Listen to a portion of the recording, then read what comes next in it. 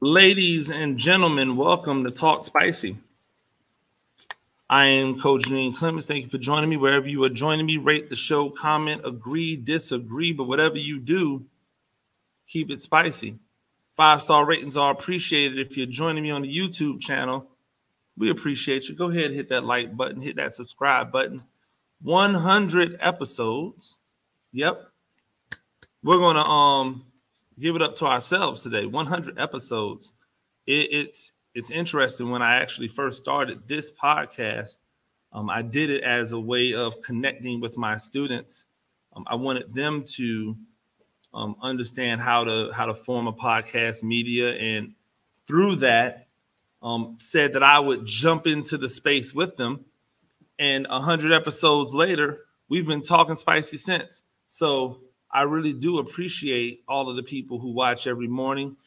I appreciate all of the people who have talked about or retweeted. Anytime you retweet, you don't understand the power of a retweet, the power of a quote. It really does allow the message to spread. So continue to retweet, continue to quote. I really do appreciate it. One of the things that I love about being a coach and a teacher is the opportunity to mentor, the opportunity to impart wisdom. And it's never lost on me that the way in which we have to communicate with people today or communicate with students today is not the same as we communicated with them in the past. Now, I'm going to put a pin in that because I want to tell you something. Jump straight left. The recruiting game today is a dirty game. Now, some of you who've been in the game for a long time might be saying that the recruiting game has been a dirty game for a long time, and you would be right. But in my opinion, the recruiting game used to be a dirty game that everybody kind of understood. Now, the recruiting game is a dirty game that some people understand, some people don't understand, and then people don't know the game within the game. See, the recruiting world is filled with two types of people: cowards and liars. Does that mean that everybody's a coward? No. Does it mean that everybody's a liar? No. But the recruiting game in itself is filled with cowards and liars. Well, what do you mean, Coach? Well, think about this. I am a coach at XYZ University, and I'm going out looking for dogs. You hear that term bandied about all the time. I'm looking for dogs. Yet, I'm not going to offer kids until I see someone else has offered them. Or I ask coaches and or players what other types of offers they have. That's cowardly mentality. Why should you care what other types of offers they have? Your job as a coach is to assess, evaluate, figure out if it's the right fit for you, and if it's the right fit for you, offer. It should not matter to you if that young man or young woman has been offered already. If you like them, offer them. But we're cowards. And so we wait until someone bigger has offered or showed interest, and then we want to show interest. This is why you see kids get one offer from a university, and then all of a sudden, in the same day or in the next following couple of days, get 2, 3, 4, 5, 6, 7 offers. They all come in bunches. Why? Because one coach gets word that the other coach has done it, and now they want to do it, and so on and so forth, instead of being the first person to go in, maybe even being the only person to go in. That's cowardly mentality. When you send these kids offers, or when you make offers to these young men, when you make offers to these young women, if it's not a committable offer, then is it an offer at all? That's a liar. Hey, we want to offer you a scholarship. You can't commit, but here's us offering you a scholarship. Then what's the scholar? I don't understand. A non-committable scholarship is essentially a promise ring. Hey, I promise that I might ask you to marry me one day. Like, think about how dumb that is. Think about how stupid that is. I promise that I might ask you to marry me one day. That is what we have today. That is what the non-committable offer is. I promise that I might ask you to marry me one day. That's what we have to deal with. That's what we've got. And I'm sorry, but that doesn't do anything for anyone. That doesn't do anything for the school. As much as they think it might do something for them, it doesn't. You think that somebody cares that you've made an offer to a young man or a young woman that they can't even like sign? Nobody cares about that stuff. No one that doesn't move the needle. So what we're doing in that respect is being cowards and being liars. And unfortunately, today the players are no better. They're no better. Now, some might say, well, they're playing the same game that the coaches are playing. Oh, okay. All right. I'm not going to hold you. Okay. Am I supposed to be impressed by that? No. Because you could do things on the up and up. You don't have to be covert with it. You don't have to be low key with it. You can just say what it is you're meaning. Guess what, ladies and gentlemen? You are not blessed to receive every offer you receive. That's just a lie.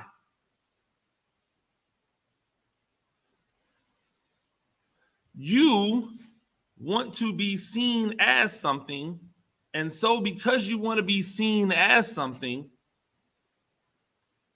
you say blessed to receive. But the truth is that you're not blessed to receive anything. What is a blessing? What's a blessing? Do we even know what a blessing is? Sometimes I wonder if we know what a blessing is. Let's look at the Google definition of a blessing. Blessing is God's favor and protection. A prayer asking for God's favor and protection.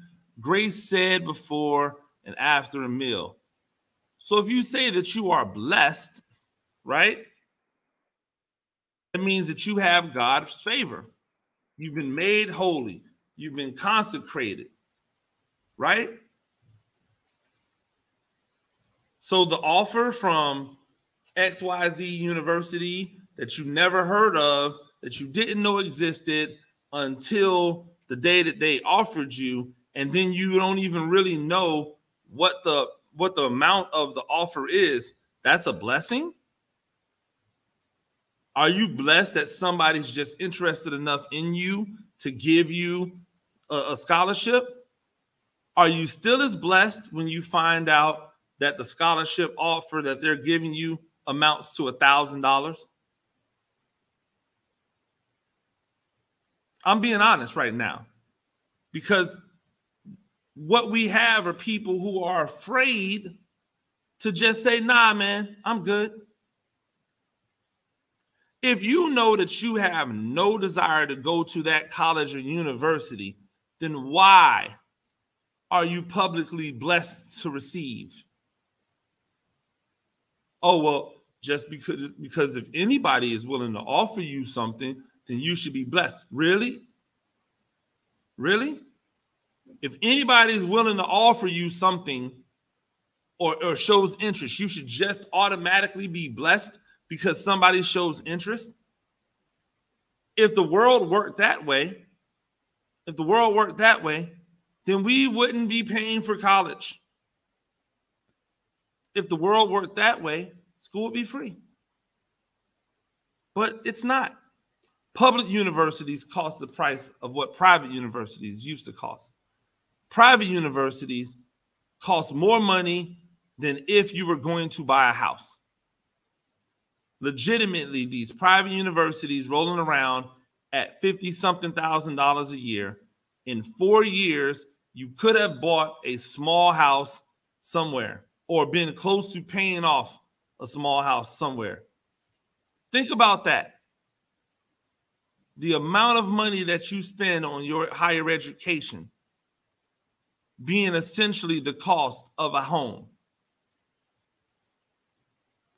It's a dirty game out there. You're not blessed to receive a $2,000 scholarship from a school that costs $43,000 to go to a year. That's not a blessing. That's a scam. It's not a blessing. Hey, we really like you, but all we have is one scholarship to break up among 12 different people. Because that's what you get at the Division II, at the NA. It's not their fault. They got to do it. I was there. I coached there. I understand. They have to do it. But then if you're not really interested in going there, then are you really blessed to receive it? It's okay to not post when you get an offer. It's okay to not tell people what your moves are before you make them. Then you don't have to go back and explain to people why you didn't take the offer that was never really an offer. I'll give you an example. XYZ Division I University offers young man a scholarship. They make an offer. Young man says, hey, thank you. Young man posts, hey, blessed to receive this offer from XYZ University. But that young man isn't really ready to commit to XYZ University. They want to still see what else is out there because they're happy to have that scholarship from XYZ University or that scholarship offer, but they think they can get better. That isn't what they really want from the place that they really want it. So they wait. And they wait. And they wait. And in the time that they're waiting, they realize, oh, there are no other good offers as good as this one coming. So then they try to commit. They call the coach up. Hey, coach, want to commit? Coach says, oh, well, you're actually number 3 on our commitment list. So we're waiting to hear back from 1 and 2. So it's not a committable offer. We want you, but you're on this list. So if we end up giving the scholarship to the first 2, there won't be a scholarship for you, but we still want you to come. Or maybe you can gray shirt and come in the spring. You can't go back and all of a sudden undo the blessed. So now when signing day comes by and you end up, XYZ kid ends up signing with another team that isn't to the level of the first school that they were blessed to receive the offer from, what do they have to now do? They have to answer questions. Hey, you had an offer from XYZ school. What happened? Oh, well, I didn't really like it. You didn't like that school, but you liked that school? people start to ask questions. People start to wonder. You have to answer questions that you don't actually want to answer. And all of it could have been avoided if you had just waited. All of it could have been avoided if the coach had just waited. Hey, we really like you. I can't offer you right now because I have 2 other guys that we've already made offers to. But if it falls through for those first 2, you're the next person I'm calling. I want to be honest with you because I want you to keep your options open. I'd really love to have you here. We just don't have the scholarship or money to try to scholarship 3 people at this position. And I know that the priority for us right now are the first 2. You didn't tell that kid you didn't like him. You said, we have 2 other guys that we've already offered. Maybe if I had met you first, you would be the first guy there, but you're not. We have 2 other guys we've already offered. So now that young man can go out. He doesn't have to put out a bless to receive. She doesn't have to go out and answer questions about why she didn't take the offer from the really good school that had offered her.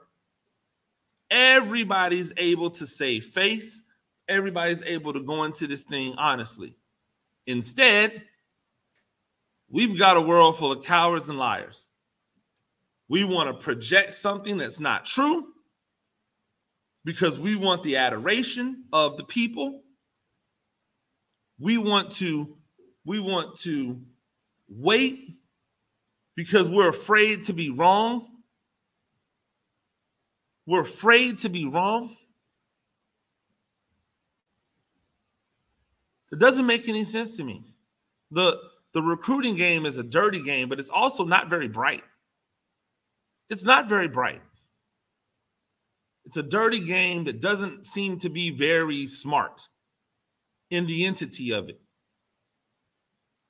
If player A has scholarship offers from major universities and player B is locking up, shutting down, destroying, doing work on player A, doesn't that mean that player B should probably have offers from major universities as well? Right? It just seems easy. Hey, if this cornerback has locked up these receivers who are all Division I commitments, and he's playing them man to man in a game, and he's locking them all up, maybe that person's a Division I talent. Not maybe, definitely. If this young lady is dropping 20, 25 points on all of these young ladies who are Division I talents, then this young lady should be a Division I talent. That's not how it works. And I don't understand why that is. It's a dirty game. I remember times sitting in a room with recruits who were way better than the recruits of other coaches who they had brought in. But because it wasn't their guy, they didn't go with my recruit. They didn't want to make the commitment to my recruit. I remember that happening. It's a dirty game out there, man. If the sport was only about who was the best, sports would look way different. Many of you are brainwashed into believing that the best athletes are at Division I level, that the best athletes are in the pros. I have the conversation all the time. Oh man, there are not 32 good quarterbacks in the NFL. What? Of course there is. Of course there's 32. There's more than 32. They're just not 32 you're giving opportunities to for whatever reason. The recruiting game is that same type of dirty, that same type of filthy, and it's getting dirtier and dirtier on both sides. Remember when I said at the beginning that I like mentoring, but it's different now? And that's because whenever you criticize or whenever you make a criticism, whenever you try to give some constructive feedback, you always have to preface this when you're talking to young people with, I'm not trying to disrespect you. Because that's what it's all about nowadays. Like the youth of today, they feel as if when you tell them they're doing something wrong or you criticize them about something, that is disrespectful. You're trying to diss them. That's not something that happened back when I was growing up, back in my earlier years of coaching. You just told people whatever you had to tell them in order for them to be better. Young men and women out there, I'm looking directly into the camera if you're watching me on whatever social media. Young men and women out there, be smart about your recruitment. You don't have to tell everybody everything. If you do tell everybody everything, be open and honest about it. Don't just negate the negative stuff. Tell it all so that people have the clearer picture when things don't go the way you believe they should go. Ask the hard questions. As soon as a coach tells you, hey, we'd like to offer you, ask them, is it committable? Ask them, how much is the money? What's the money? Is it committable? If neither one of those things are told to you, then it's not an offer. Hey, can I get that in writing? If they can't give it to you in writing or can't send it to you in writing, it's not an offer. Coaches, I don't have to tell you. You know what you're doing. Ladies and gentlemen, that's been Talk Spicy. I'm Coach Gene Clemens. We do this thing every day, Monday through Friday. Rate the show, comment, agree, disagree, but whatever you do, keep it spicy. 5-star ratings are appreciated. If you're joining me on the YouTube channel, make sure that you hit that subscribe button. 100th episode. Thank you again. We appreciate it. Until next time, peace.